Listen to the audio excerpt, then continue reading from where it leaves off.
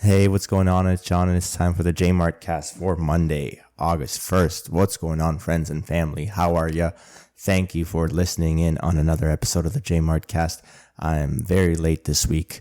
I had a sweet little getaway vacation week at a cottage with the family. Last week, we came back on a Saturday, and I was pretty tired. And Sunday, we went and visited my wife's sister, and not a lot of time was free for myself to be able to record the podcast. And then today, Monday, I went and visited a friend and got back home late. So finally, it's 10 p.m. on Monday. I have some free time to record the latest episode of the JMART CAST. So thanks for sticking with me. Thanks for coming back. Appreciate you all. My one loyal listener who listens in every week. Appreciate you, buddy. You know who you are. You're the bomb. Thanks for coming in and listening back to the JMART CAST. By the way, anyone listening, if you haven't had a chance yet, could you please rate the podcast and also share it with a friend? Share it with anyone who might be interested in hearing about a little bit of health and fitness here and there, and also, more importantly, talking about Bitcoin, talking about money, financial security, things related to that. So, what are we going to talk about this week? Just wanted to talk about two things. First, vitamin D. I have a nice little thread on vitamin D from Twitter that I'd like to share. So excuse me, a little burp there. There's an account on Twitter called Cooking with Chris. He spelled, not cooking, Cook with Chris. Cooking with Chris is the name, but the actual account with the @ at Cook with Chris with 3 O's, COOK with Chris. He's got a nice little thread here that was posted today on Monday. It says, a guide to vitamin D. One of the most common nutrient deficiencies, yet one of the most important for our health. That's very true. This is something I covered in a podcast episode from my State of Health podcast. If you haven't checked that one out yet, it's episode number 12. It's called Get a Big Dose of the Vitamin D, Top 7 Factors in Production and Use. Check that out. I go over some of the basic things like, what is vitamin D? It's a nutrient and a fat-soluble steroid hormone. What does it do? It's very important for bone health, but it's also important for many other things. It's involved in the expression of over 1,000 genes throughout the body, so it's very important. Where do we get it from? We get it from sunlight and diet. What is the optimal level of vitamin D in the blood, and what is defined as vitamin D deficiency? So if you're measuring with the, if you're measuring with the nanograms per milliliter measurement, then 30 to 80 nanograms per milliliter of, what kind of vitamin D is it? I can't remember. I think 25 hydroxyvitamin in the blood is considered optimal. And if it's less than 20, you're considered deficient. And then in that State of Health podcast about vitamin D, I also talk about the top 7 factors that affect vitamin D production and use in the body. And so those I'll quickly go over. 1, use of sunscreen can diminish vitamin D production significantly from sunlight. Melanin, if you have a lot of melanin in the skin, that will also decrease vitamin D production. As you age and get older, vitamin D production decreases. Number 4, levels of magnesium. If you have low levels of magnesium, that has a big impact on vitamin D production as well. Levels of boron in the body. Low levels of boron lead to low vitamin D production as well.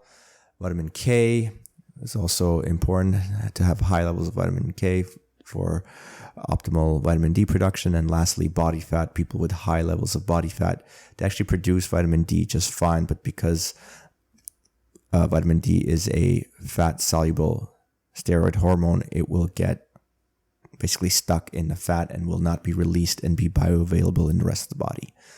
So yeah, that's my quick little summary of my vitamin D podcast that I did last year. I please check it out on my YouTube page, JMARTfit. Just sure, if you just search state of health, vitamin D, it should pop up. Anyways, going back to the thread from Twitter with Cooking with Chris, he says, because of the unnatural modern lifestyle, it is estimated that over 50% of the population is deficient in vitamin D. This has a huge impact on our health, yet many people don't pay attention to it or just pop a supplement and think they don't have to worry about it. Deficiency in vitamin D is linked to increased rates of, first of all-cause mortality, also various cancers, heart disease, low testosterone, osteoporosis, depression, diabetes. There's a lot of bad chronic diseases here which are associated with a deficiency in vitamin D. So it's really important, really important to make sure you don't let that happen. Studies show that over 80% of COVID-19 hospitalizations were deficient in vitamin D. Just a clear example as to how important it is to make sure you're not deficient. Okay. Although called a vitamin, it is actually a steroid hormone that is produced from cholesterol when your skin is exposed to sun. This is something I go over in my podcast as well. Check it out. I go over some of the mechanical aspects of this, what it means, and kind of some of the blood tests that can be done to check what your levels are. Anyways, here kind of covers some of this actually in the next part of the thread here. It says vitamin D is first turned into calcidiol by your liver, then converted to calcitriol, which is an active form. It then binds to vitamin D receptor, which is found in almost every cell in your body, turning genes on and off. So a couple of really important things here. First of all, every cell in the body has a vitamin D receptor, which is crazy. Like, this just goes to show how important vitamin D is. Like, it can have an impact on every cell in the body. Second of all, something I kind of skimmed over, but it is produced from cholesterol in your skin. So, people are always afraid of cholesterol. Oh, you got some bad cholesterol. Oh, you shouldn't be eating that butter or those eggs or whatever. Well, that's all wrong, because every cell in your body has vitamin D receptors, which can bind and turn on and off a bunch of genes and regulate the body. And that vitamin D comes from cholesterol. So if someone tells you, oh, bad cholesterol is bad for you, just don't even listen to what they have to say. Like, that's a red flag that they probably have a lot of other stuff that they're telling you that's probably not true. Anyway, moving on. However, it is extremely important vitamin D is extremely important for immune function, protection against cancer, important for mental health, hormone production. There are two forms of dietary vitamin D. There's vitamin D3 and vitamin D2. The best sources of vitamin D3 come from cod liver, salmon, egg yolks, tuna. In the podcast that I've referenced multiple times already, and State of Health episode number 12, please check it out. I go over all the best sources of vitamin D3 food sources, and vitamin D2 as well, although vitamin D2 is not as good as D3. So you get vitamin D2 from plant sources and mushroom, whereas D2 from plant sources and mushrooms, whereas D3 is from animal sources. Studies show that D3 is twice as effective at raising blood levels compared to D2. Yeah, that's from the Twitter thread there, confirming what I just said. Okay, going on. He says, the source of your food also matters. Studies show that egg yolks from hens living outdoors in sunlight had 3 to 4 times more vitamin D3 compared to hens living indoors. And mushrooms that are grown or dried in the sun also have significantly higher vitamin D. He goes on, although it is important to eat vitamin D-rich foods, there is no better way to increase your vitamin D levels than sunshine. And here are some things you can do to maximize it. Yeah, absolutely. Like, you don't want to rely on just diet as a way of making sure you have enough vitamin D. The best way is sunshine. Get outside. Let the sun hit your skin. Don't use too much sunscreen. And that's actually the next thing he goes on to say here in the thread. So here are some things that you can do to maximize it. Number one, no sunscreen. Studies show that SPF 30 will filter out 97% of vitamin D. Am I saying to go outside and get absolutely fried by the sun? No. Ideally, you would get bare sun exposure for as long as you can tolerate, then go in the shade when you've had enough. Yeah, makes sense. Just use common sense. Don't fry yourself to a crisp. Expose yourself to the sun. I like 30 minutes at a time or so, and then make sure you're well protected in some shade. If you have no choice but to be out in the sun for an extended period of time, don't use sunscreen for the first 30 to 60 minutes, then apply a mineral-based sunscreen. The main ingredient should be zinc oxide, as conventional sunscreens are highly toxic. To be honest, I don't know whether conventional sunscreens are highly toxic, but I wouldn't be surprised if they are. And they're a pretty fairly new product, right? Like, people didn't used to slather sunscreen on them. So like, what did people used to do when they used to live in like really sunny places? Like, humans come from tropical areas where you get a lot of sun exposure. Like, what did they used to do? Did they just like be in shady areas all day long, never expose themselves to the sun? Or is it possible that skin has an ability to adapt and not get fried if you just expose yourself to the sun at like realistic, not over the top levels? Anyway, moving on. Number 2 for the list of things that can be done to maximize D production from sunshine.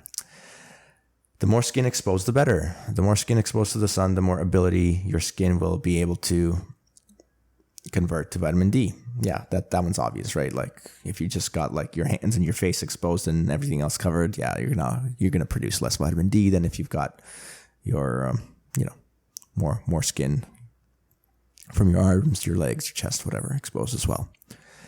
Next, number 3, you need magnesium. I already mentioned this from the reference to my podcast, but yeah, magnesium is very important.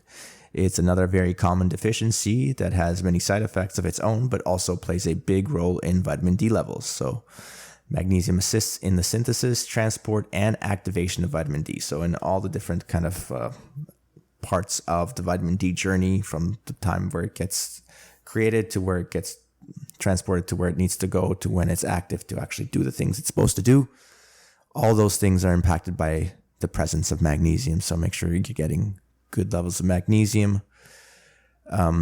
In my podcast, I do talk about the best sources of food for magnesium. Number 4, if you have dark skin, you need even more sun. Having more melanin reduces your ability to synthesize vitamin D from the sun, and studies show darker individuals have a greater risk of being deficient. Yeah, so if you're highly vitamin D deficient, either expose yourself to sun more or supplement with higher doses. Number 5, watch the sun rise and sunset. Although UV is higher midday, watching the sunrise and sunset can help build your solar callus. What is a solar callus? Making you more tolerant to sun. I'm going to try searching solar callus here. What the hell is that? Okay, if you Google search solar callus, you get the first topic is, or not topic, the first article that pops up is from RA Optics. How to sun tan safely and get the benefits of sunlight daily. Solar callus. Let's see. Melanin, nature's best sunscreen. Melanin is a natural skin pigment that determines the color of your skin, hair, and eyes. The lighter your skin, the lower your melanin content. The darker your skin, the higher the melanin content. It is also our inbuilt defense mechanism protecting us from the damaging effects of ultraviolet. The content in your skin changes with the environment, increasing with sun exposure, declining without it. So all we need to do is gradually increase the time we are in the sun, and our skin will adapt. By doing this, you will develop a natural solar callus that will protect you without the need for manufactured processed sunscreen. All right, RA Optics, there you go, the solar callus. I kind of get it now, like calluses like on your hands when you're, I guess, lifting weights or doing a lot of hanging from bars, right, you'll develop calluses to protect your hands. So this is the solar callus to protect your skin from being burnt. Interesting. All right. Well, there you go. We just learned something together. Or maybe I just learned it by myself and you laughed at me as I was learning it. Okay. Another thing here for the list of things to do to maximize vitamin D production. Don't use harsh soap after sunbathing. It can take 3 days to complete the process once pre-vitamin D is formed on the skin. Immediately washing the skin with harsh soap will remove vitamin D precursors.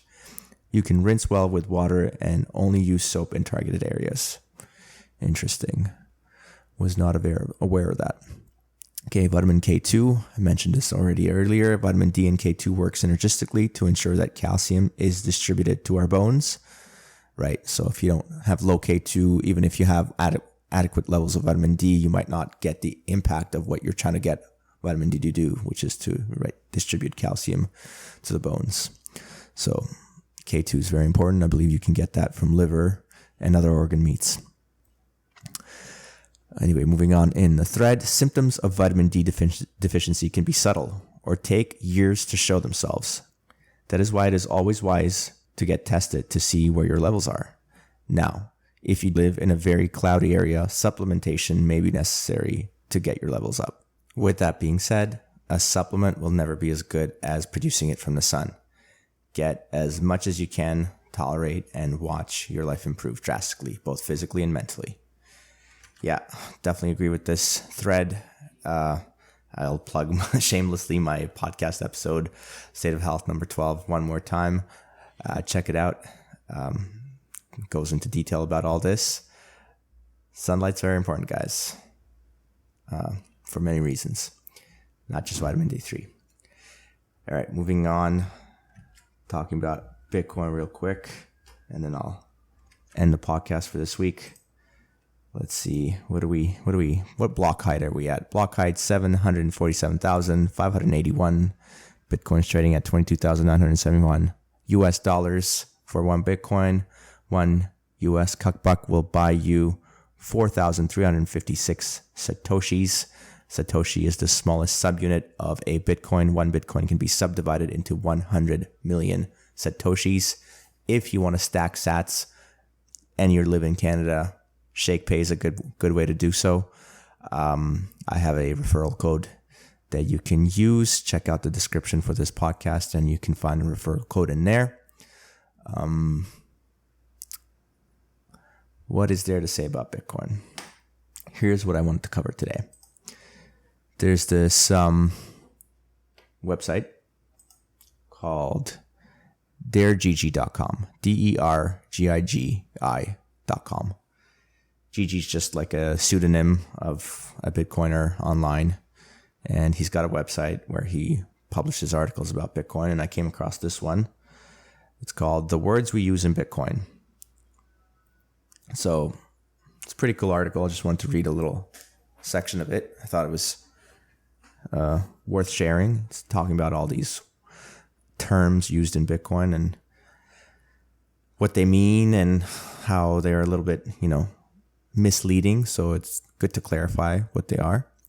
So let's get started. So Gigi goes on to say in this article, it can be said often, Bitcoin is confusing. However, it's not complicated like a Rube Goldberg machine is complicated. Wait a second. Before I move on, I need to Google search what the hell is a Rube Goldberg. Who the hell is Rube Goldberg and what is the Rube Goldberg machine? All right, here we go. Rube Goldberg is an American comic book creator. And there's a Wikipedia page for the Rube Goldberg machine. Let's see. Named after the American cartoonist Rube Goldberg, is a chain reaction type machine or contraption intentionally designed to perform a simple task in an indirect and impractically overly complicated way.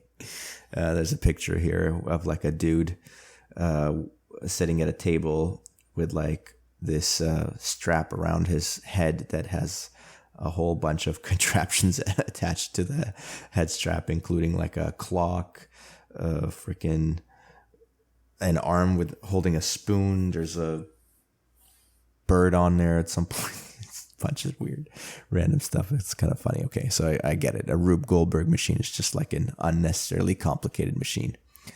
Gotcha. Back to the article. So it's not like that. It's very foreign and thus very misunderstood. It is a completely new thing. There's nothing to relate to it, as Satoshi put it in one of his posts. Satoshi being the creator of Bitcoin, the pseudonymous creator of Bitcoin. Because there's nothing to relate it to, we are all having a hard time wrapping our heads around the various aspects of it. We need to use words if we want to talk about it in a meaningful way, and words are what I will focus on. I want to talk about two things. One, the language used in Bitcoin, and two, the language used to attack Bitcoin. I'm not going to read the whole thing. I'm just going to read about one of the terms he goes on to define, I mean. Okay, so GG says, let's get one thing out of the way. It's all numbers all the way down. Bitcoin does the one thing that all computers do, which is actually two things. It takes certain numbers as inputs, does calculations, and presents the result of said calculations to someone else. In Bitcoin's case, this someone else is another node on the network, or multiple to be precise. When stripped down to its bare essentials, that's all there is to it. Math and messages. Yeah, it's very cool. So it's just basically all these nodes connected to one another through the internet, and the nodes themselves do calculations to ensure that the transactions are valid. The transactions are valid. And then if they're valid, then they pass that transaction to another node that they're connected to. And that's just how it works. So, getting back to the article, he says, consequently, we have to use metaphors, and lots of them. Keys, wallets, addresses, so on. However, here's the thing with metaphors. All metaphors are wrong, but some are useful, to paraphrase George Box. Undoubtedly, many people are confused precisely because of the shortcomings of these metaphors. All the labels that we apply to the various concepts in Bitcoin are wrong, at least a little bit. Some are wrong a lot. Everyone who ever tried to explain that your Bitcoins are not actually in your Bitcoin wallet to a glossy-eyed newbie knows what kind of confusion I'm talking about. Yeah, this is something I've mentioned on the podcast before, but when you have a wallet and on the wallet it says the amount of Bitcoin that belongs to you, it's not that that wallet actually holds that Bitcoin. It does not. Those Bitcoin are actually on the blockchain, which every node has a copy of the blockchain, and the blockchain includes all the addresses that hold the Bitcoin, but you yourself as the owner of the wallet don't have that Bitcoin in the wallet. What you do have is a little secret, or also known as a private key, which then that private key gives you the ability to move the Bitcoin on the blockchain from the current address it's in to any other address that you want to. Okay, so Gigi says, first let's go through some of the words we use in Bitcoin and see where they fall short. We all know these words and we usually don't think twice about them. Let's start with wallet. This is the only word I'll go through. So wallet, what is a wallet? A wallet is a piece of software or hardware that makes it easier or more secure to store and or spend your Bitcoin. It's easy to see that a wallet is neither one thing nor easily defined. Just look at all the various forms of wallets we came up with over the years. There are paper wallets, brain wallets, hardware wallets, mobile wallets, multi-signature wallets, lightning wallets, watch-only wallets, and many other ones. In the end, we have to understand how Bitcoin operates if we want to get a grip on what a wallet actually is. Here's the gist of it. To create a Bitcoin transaction, you need to sign a message with a private key. Consequently, two things are essential for a wallet: key storage and signing. But that's not enough, usually. To interact with the Bitcoin network, you need to interact with a Bitcoin node. You need a way to access the public information, which is the distributed ledger that is so often mentioned by finance and crypto bros alike. All right, let me see if I can summarize that real quick, what I just said. So in order to create a Bitcoin transaction, you write down a message saying that you will send a certain amount of Bitcoin from an address that is under your control through your private key to any other address. Now, in order to make that transaction valid, you need to have what's called a signature associated with the transaction, and you create the signature with the private key. But that's not everything. Then next you need to broadcast that transaction to the Bitcoin network. So the wallet or the software application of the wallet takes the transaction that you've created with the signature on it and broadcasts it to a node that it's associated with. And then that node takes the transaction that it's been created and makes sure that it's valid.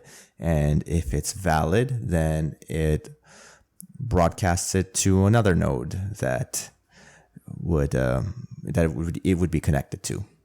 And I guess an important thing to mention here is that each node has a full copy of the blockchain, and that is why it's able to validate when a new transaction comes in, whether it's a real transaction, a valid transaction or not. Okay, moving on. GG says, what we have historically called a Bitcoin wallet, thus, is just some software that manages and stores keys and allows the user to easily use these keys to sign and broadcast messages. To increase security, said software might be embedded in a dedicated hardware device. The more effort it is to spend your Bitcoins, the lower the risk of theft or loss of funds. A wallet might not have any signing capability at all, as is the case for brain, paper, or watch-only wallets. This begs the question how useful the term wallet is. Yeah, so for example, there he's talking about brain wallets. What is a brain wallet? A brain wallet is just basically a human being remembering what their private key is. It's not really a true wallet because it's just a way of storing private keys. So your private key is the secret that allows you to move Bitcoin on the blockchain. It's basically a 256-bit binary number. And because 256 bits is it's a huge number to remember. It's basically impossible to memorize. There's a way of abstracting it into 12 or 24 words. And so that is easily memorizable. So if you can memorize 12 or 24 words, then you have stored the private key in your brain. So that's a brain wallet. But it's not a true wallet because what we already talked about, a wallet is actually a software application that lets you store the private key, but also sign transactions and broadcast them. So a brain wallet doesn't really do that. So it's not a true wallet. It's a brain storage system for private keys. Same thing with paper wallets. With paper wallets, you, instead of memorizing those 12 or 24 words, you write them down on a piece of paper. And so now you have the private key, but you don't have the software that lets you create a transaction, sign it, and broadcast it.